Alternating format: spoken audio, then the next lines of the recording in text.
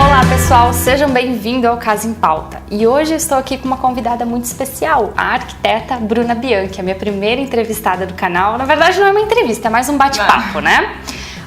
Recentemente eu fiz um vídeo falando sobre as dicas para montar o projeto da casa baseados na minha experiência. Acho muito legal ter a dica de um profissional que trabalha com isso no dia a dia, que pode auxiliar as pessoas, né, que querem construir ou reformar. Seja muito bem-vinda, Bruna. Muito obrigada. Muito obrigada por estar aqui. Obrigada. Olá, pessoal. Estou muito feliz de estar participando do vídeo do Casa em Pauta e como a Letícia conversou com vocês, eu vou ajudar vocês com algumas dicas para construção e reforma. Muito bem, então tá, Bruna, vamos lá. Eu tenho um apartamento que eu quero reformar, ou eu tenho uma casa, um terreno, uma casa que eu quero construir. Quais são os primeiros passos, assim, que você orienta os clientes que te procuram com essa ideia? Certo. A primeira ideia, assim, que eu sempre tento conversar com os meus clientes é de eles terem pelo menos alguma noção inicial do que eles pretendem fazer. Tanto na reforma do apartamento, como na construção da própria casa. Porque é muito difícil a gente conseguir entender o desejo do cliente. Então, é bom que eles tenham, que enfim, qualquer cliente, qualquer pessoa já tenha uma noção das referências, como tu comentaste da questão do Pinterest, buscar algumas imagens, alguma coisa desse gênero, para que a gente possa ir conversando e já ter alguma noção do que eles buscam de fato com essas mudanças ou a nova casa que eles querem, né? Essa é a ideia. Essa é a ideia, e a partir do momento que você tem a ideia do que o cliente quer, então, qual que é o próximo passo? Como que funciona, assim, até de fato começar a ter o projeto, né? Como que vocês trabalham isso? Tá. Então, na verdade, depois de ele ter essa pequena ideia, procurar um arquiteto, né? Que aí sim a gente consegue começar a conversar. Normalmente eu trabalho primeiramente com uma entrevista, no qual a gente senta e aí sim são apresentadas essas ideias que eles foram juntando no decorrer desse processo e aí a gente começa a conversar. A gente chama esse processo de briefing. Então é ali que é feita a análise de todos os itens que o cliente vai querer de fato no projeto. Então, por exemplo, na situação da casa. Eu vou querer 3 dormitórios, vou querer um lavabo, vou querer, 2 suítes. Toda essa questão de definição de programa, de necessidades, é feito nesse encontro inicial. Tanto que aí também já ocorre a parte de orçamentação e tal, porque toda orçamentação também tem a ver com o que tu vai querer, né? Com a casa que tu vai querer, com o tamanho da reforma que tu vai fazer. A mesma questão é no apartamento. Normalmente, apartamento, tu não pode ter grandes mudanças, né? Devido às definições estruturais da edificação. Então, ou a gente vai fazer questão mais de interiores mesmo, e aí sim, o cliente já pode também buscar essas imagens para que a gente consiga conversar, porque podem ter mudanças só internas, ou ele vai querer remover uma parede, e a gente vai ter que ver se isso é possível. Então, esse primeiro encontro é o mais importante de todos, porque ele, de fato, conseguem ter todas as definições, né, do que o cliente quer e o que eu vou conseguir fazer para atender os desejos dele. E aí, tendo essa conversa, o próximo passo já é apresentar um projeto para esse cliente? Ou, né, como é que funciona daí o passo? Normalmente, como eu falei, com essa parte do orçamento, né, que eu acabo passando para o cliente, e aí se eles me dão o ok, aí eu retorno no próximo encontro com os projetos. Normalmente eu apresento um projeto em planta baixa, para ter essa noção de dimensionamento, de espaço de circulação, toda essa parte de funcionamento, tanto da nova edificação, como do apartamento, né, que vai ser reformado. Então, primeiro se trabalha a planta baixa. Isso. Normalmente se trabalha a planta baixa justamente para ter posicionamento dos móveis, enfim, da própria cuba, da questão do fogão, do cooktop, enfim, porque tem todas as definições, né? Tem um cliente que quer o cooktop, tem um cliente que quer o fogão. Aí tem um cliente que quer forno de embutir. Não, o outro não quer. Entende? Então todas essas definições têm que ser conversadas nesse primeiro encontro. E é por isso que ele é muito importante. Então, de certa maneira, a decoração, o que o cliente imagina para casa já tem que nascer junto com o que ele imagina para planta, o que ele quer de móveis, toda a linguagem, enfim, que ele vai ter no apartamento dele, na casa, já tem que estar pensada também isso. Normalmente sim, porque aí tu consegue ter os dimensionamentos corretos, né? Dependendo do tamanho do projeto, a gente já consegue pensar na parte interna, perspectivas, junto com a planta. Então a apresentação ocorre planta baixa e as imagens. Aí o cliente já consegue ter uma definição melhor. Mas isso ocorre para os clientes que já têm umas ideias mais formadas, né? Mas assim, é super natural que o cliente não saiba exatamente o que ele quer. E nesse caso, eu imagino que sim, porque pra gente é um trabalho assim bem profundo tu tentar descobrir de fato o que tu vai querer pra sua casa, né? E aí, como é que funciona assim com os clientes que não têm muita noção do que querem? Tá. Então o início é basicamente o mesmo, né? E aí eu trabalho uma parte de estudo, que a gente chama. Então nessa parte de estudo vem todas essas questões. O estudo é de fato testar várias opções que o cliente pode ter. Então, tem algum tipo de questionário para tentar entender o gosto do cliente ou não? Na verdade, essa reunião inicial eu vou questionando, mas sim, a gente pode montar um questionário, tem várias formas de trabalhar. Eu tenho que trabalhar de uma forma mais informal, porque o cliente acaba sendo mais transparente e conversando melhor. Quando tu chega com muito papel, muita coisa, eles já vão travando de início. E é super importante que essa transparência, essa conversa ocorra, porque senão a gente não consegue de fato captar o desejo do cliente, né? Mas é natural demais essas mudanças no decorrer do processo. Aí o que acontece? Depois de toda essa parte de mudanças e do estudo em si, aí sim a gente vai para a orçamentação com fornecedores e começa a pensar na execução. O processo que tem início no projeto, para ele chegar na parte de execução, é bem demorado. Quanto tempo mais ou menos leva todo esse processo? É que depende do tamanho, né?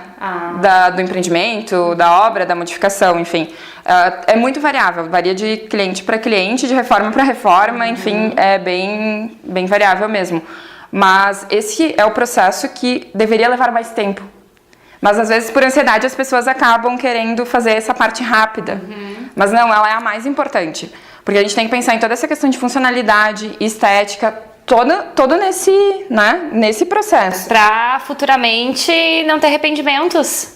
Nem só arrependimentos, como também acelerar a execução, porque daí tu já vai ter todas as definições, tu não tem que ficar definindo no meio do procedimento da execução daí. Então é um pouco mais tranquilo e sim, deve ter bastante... De fato, então, por mais que a ansiedade esteja grande, o projeto é a parte mais importante. Exato. Que deve levar mais tempo, então, da parte do cliente, mais paciência e tudo mais. Exatamente. E é o que, de fato, a gente também leva mais tempo para produzir. Porque o cliente continua com a sua ansiedade, né, enfim, e a gente acaba levando tempo, porque o processo de criação é, de fato, um pouco demorado, né? Então a gente se dedica e o cliente acaba não entendendo porque tu demora, mas é justamente por isso. Porque a gente pensa em todas as possibilidades e tenta apresentar a melhor possível. Realmente é difícil, né? Você criar uma coisa na tua cabeça, tentar explicar isso pra alguém e fazer com que aquela pessoa capte exatamente o que você tá imaginando, né? Exatamente. É um processo, é um trabalho bem minucioso de certa maneira, né? Exato, e por isso que é importante, como eu já comentei essa primeira reunião, porque aí eu tento entender o que tu tentaste, né, me pedir para que eu tentasse executar. Aí, o segundo momento no qual eu vou apresentar esse projeto, pode ser que não é que não seja absolutamente nada a ver, mas ele provavelmente não vai atender as suas expectativas, porque vão ter modificações. E é natural que assim seja, né? Porque eu não consigo absorver tudo que tá no teu pensamento, na tua idealização e trazer para o projeto na primeira. Então, por isso, esse processo de estudo é demorado e pode ter modificações, com certeza. Então, é importante também o cliente não se frustrar nesse momento, né? Exato. Sabe, eu sempre relaciono como uma prova de vestido. Quando tu vai fazer o vestido, a primeira prova é horrível, né? É verdade. Tu vai até com uma ideia da foto que você viu e de repente... Exato. Não é aquilo ali porque ele só tá alinhavado, com tecido direito. Né? Tu fica até chateada, né? É verdade. Mas é essa a ideia. Interessante. Legal. E dentro disso, assim, quais são mais dicas que você possa dar, então, pra quem tá pensando aí, pra quem quer fazer um projeto? A questão de definição, de fato, do que ele vai querer no programa de necessidades, tipo, quantos dormitórios, essa questão é primordial, porque todo o desenvolvimento do projeto tem que respeitar isso daí. Então, tem que ser colocadas algumas definições iniciais, tanto para reforma quanto para, por exemplo, a casa nova, né, como eu tô comentando. Mas essas são as principais, assim. E nunca tentar fazer sozinho, né? Principalmente reforma. E é muito comum, né? Exatamente. Você recebe muitas clientes que às vezes tentam fazer sozinho, no meio do caminho não dão certo, resolvem. Sim. E aí é mais complicado. Então, e às vezes custa mais caro também, né? Pro cliente isso. As pessoas acabam achando que tentar resolver sozinha é mais tranquilo, mas acaba que elas têm gastos futuros.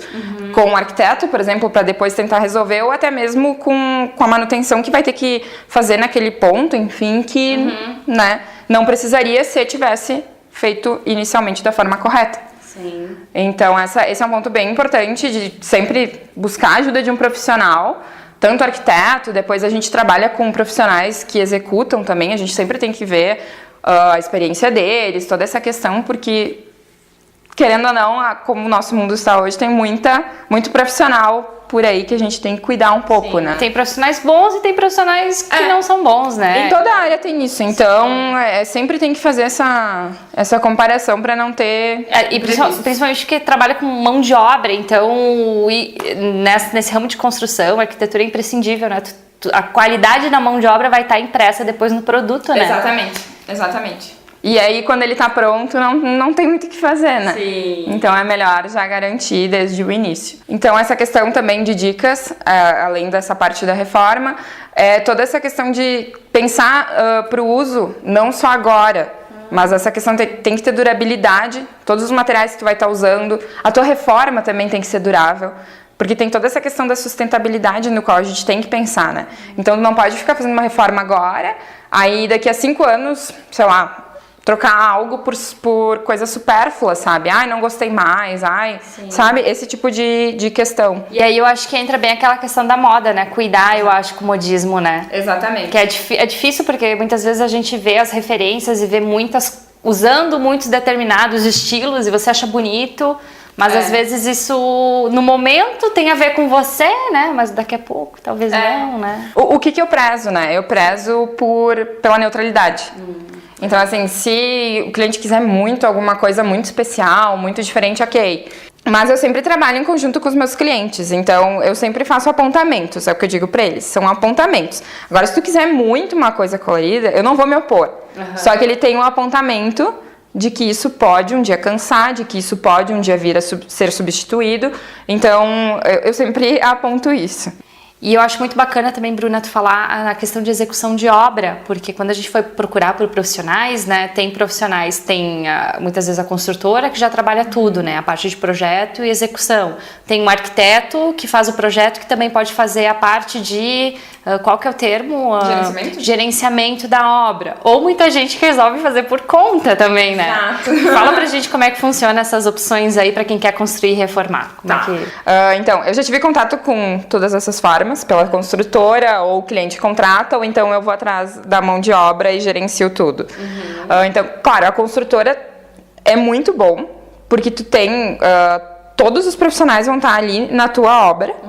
E é meio que responsabilidade da construtora também, né? E aí, por exemplo, pro arquiteto e até pro cliente, porque não é... por mais que tu contrate um arquiteto para gerenciar a tua obra, ele não vai estar lá em tempo integral. Então, querendo ou não, alguma coisa vai sobrar pro cliente fazer, né? Como eu sempre falo, a gente trabalha em equipe, é uma equipe. E aí, tendo a construtora, é um pouco mais fácil, porque tu conversa com o mestre da obra, enfim, que é o responsável da construtora. E ele acaba gerenciando o restante dos profissionais. Então, tu não tem esse desgaste de estar correndo atrás de um, de depois ir pro outro, sabe? Que acontece no caso do gerenciamento com um arquiteto, ou pior ainda, né? Quando o cliente vai atrás sozinho dos profissionais. É porque aí entra mais uma vez na questão da mão de obra, né? Muitas vezes, às vezes muitas pessoas que vão construir não tem muita noção. Então, às vezes querem gastar muito pouco, todo mundo quer, né? Economizar, mas às vezes acaba economizando justamente onde não deveria. Onde não deveria, né? Exato. E aí surgem as dores de cabeça aí. Né? No futuro, né? Não são imediatas. Muito obrigada, Bruna, por ter participado desse vídeo, então, com as suas dicas, com o seu conhecimento, e deixe seu contato para quem tiver. A gente tá gravando em Caxias do Sul, mas se você tá aí na região, né, Porto Alegre, Farroupilha, Gramado, enfim, em Caxias, né, possa precisar de um arquiteto. Então, a Bruna, ela é muito talentosa né? Então passa o teu contato pra gente. Então tá, eu que agradeço por ter essa oportunidade. Então vou deixar meu contato através das redes sociais, é Bruna Bianchi Arquitetura. Isso aí, nos vemos no próximo Casa em Pauta. Tchau, tchau! Até mais!